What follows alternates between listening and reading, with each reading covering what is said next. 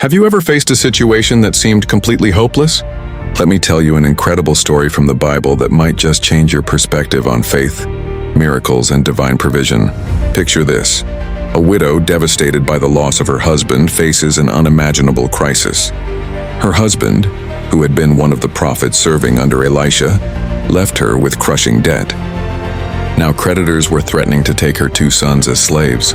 Can you imagine the fear and desperation she must have felt? In her darkest hour, she turns to the prophet Elisha for help. And here's where it gets interesting.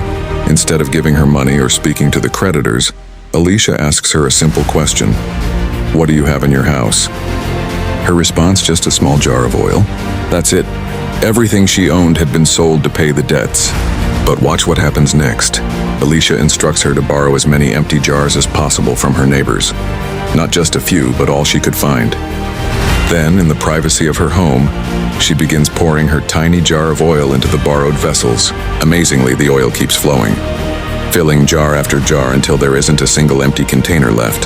This miracle didn't just solve her immediate crisis. She sold the oil, paid off all her debts, and had enough left over to support her family. But here's the powerful lesson. God often uses what we already have, no matter how small it seems, to perform miracles in our lives. He doesn't always create something from nothing. Sometimes He multiplies what's already in our hands. This story teaches us about faith, obedience, and God's abundant provision. The widow had to take action, borrowing jars, pouring the oil, but God provided the miracle. It reminds us that no situation is too desperate for divine intervention. If this story resonates with you, I'd love to hear about a time when you experienced unexpected provision in your life. Share your story in the comments below. Don't forget to like this video and subscribe to our channel for more inspiring biblical stories that can transform your perspective on life and faith. Remember, sometimes the smallest act of faith can lead to the biggest miracles. See you in the next video.